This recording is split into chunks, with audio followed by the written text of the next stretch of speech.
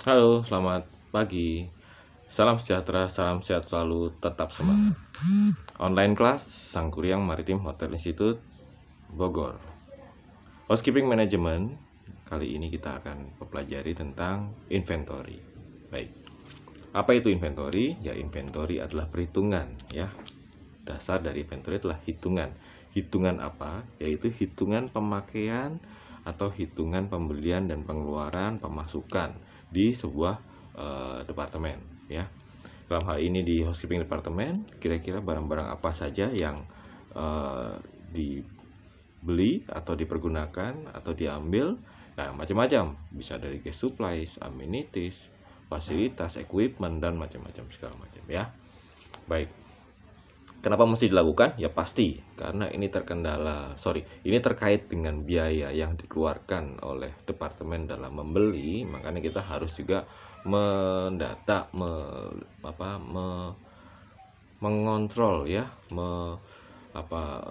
mengawasi dari setiap pembelian ini supaya biaya-biaya itu tidak bengkak, ya. Jadi nanti akhirnya jadi rugi karena pastinya di setiap departemen itu mereka punya budget. Ya, mereka punya budget untuk membeli barang dan itu harus kita pertanggungjawabkan kepada manajemen.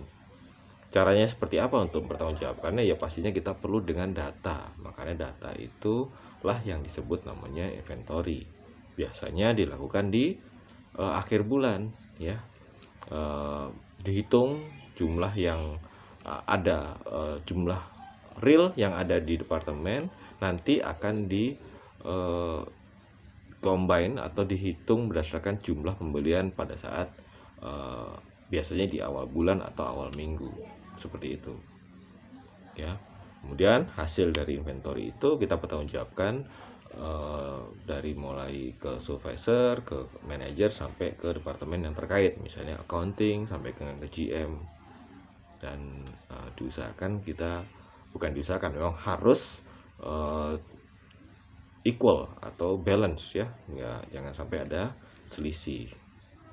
Begitu ya tentang inventory. Pergunakan form-form yang telah ada. Form yang paling mudah untuk inventory yang di housekeeping biasanya itu yang paling basic, kita melihat dari Rumboy Report misalnya. Dalam Rumboy Report itu pasti akan ada penggunaan supplies berapa yang diganti per hari segala macam. Itu kita harus tepat mengisinya, tidak boleh salah. Karena nanti di akhir hari, di akhir shift itu harus dihitung berapa jumlah, contoh soal misalnya sikat gigi, ya, toothbrush, berapa jumlah toothbrush yang dipakai oleh Rumboy dalam mengganti kamar yang kotor, mengisi data di kamar yang kotor itu berapa per hari, dihitung per minggu, dihitung per bulan.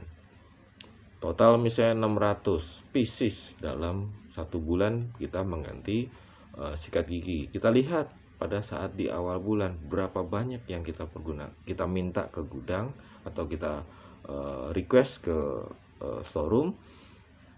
Kalau misalnya selisih, taruhlah, kan tidak mungkin juga ya nanti kita awal bulan kita ajukan request ke storeroom 500, ternyata pada saat akhir bulan kita hitung penggunaan di kamar 600, jelas tidak equal, ya. Mintanya 500 tapi yang keluar 600, ya.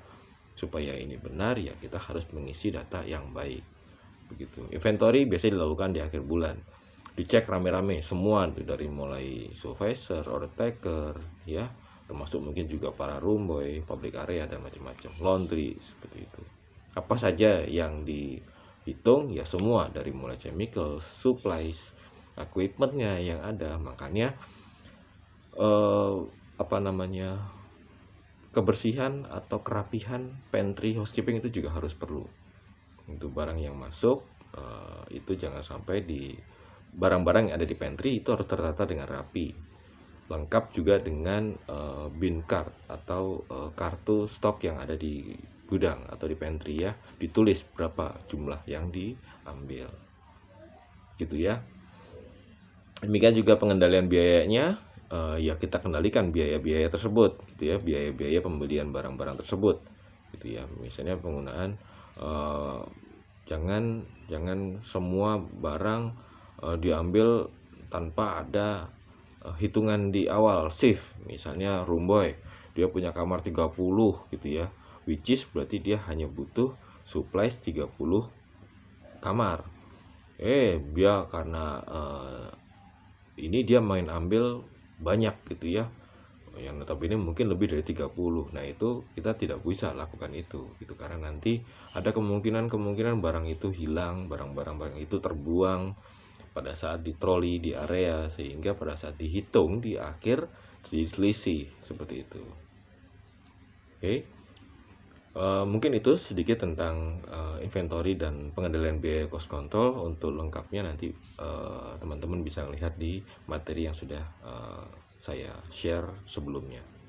Demikian, terima kasih, selamat pagi, semangat.